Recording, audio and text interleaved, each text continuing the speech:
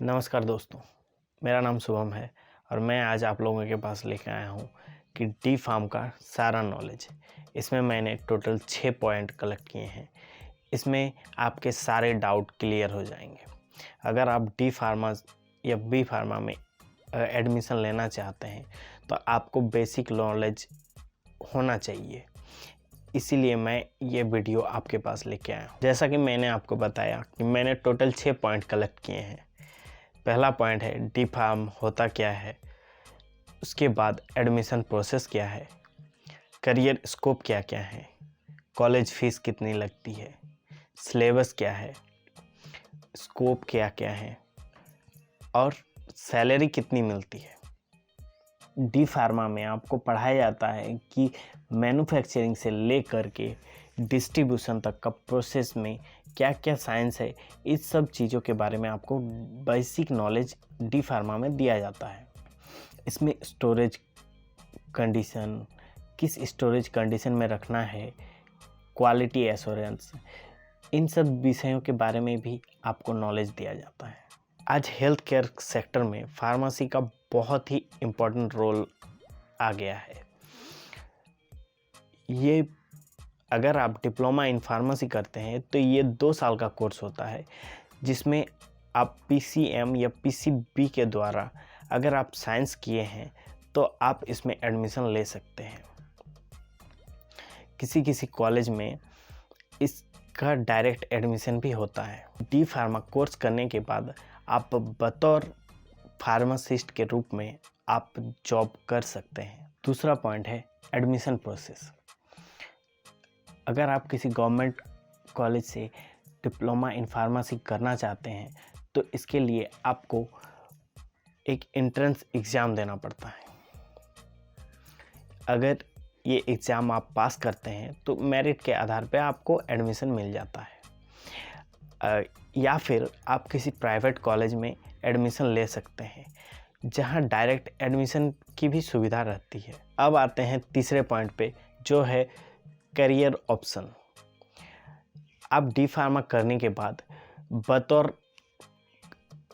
Pharmacist सरकारी या गैर सरकारी संस्थानों में जॉब कर सकते हैं, या फिर आप अपना मेडिकल स्टोर खोल सकते हैं। मार्केटिंग रिप्रेजेंटेटिव के रूप में भी काम कर सकते हैं। प्राइवेट किसी कंपनी में जॉब कर सकते हैं, या फिर रेलवे, डिफेंस, इन सब में वैकेंसी सरकार निकालते रहती है समय समय पर, जिसमें आप एडमिशन ले सकते हैं। चौथा पॉइंट आता है कि डी फार्म के कोर्स में आपको फ़ीस कितनी लगती है। ये अलग अलग संस्थानों में अलग अलग फ़ीस लिए जाते हैं। वैसे गवर्नमेंट द्वारा ये निर्धारित किया गया है कि ये 45,000 से लेकर के 50,000 रुपये तक आप फीस ले सकते हैं, मगर किसी किसी प्राइवेट कॉलेज में आपको 70,000 से 1,00,000 रुपये तक के भी फीस लेते हैं। ये स्टेट बाय स्टेट डिफ़र करता है।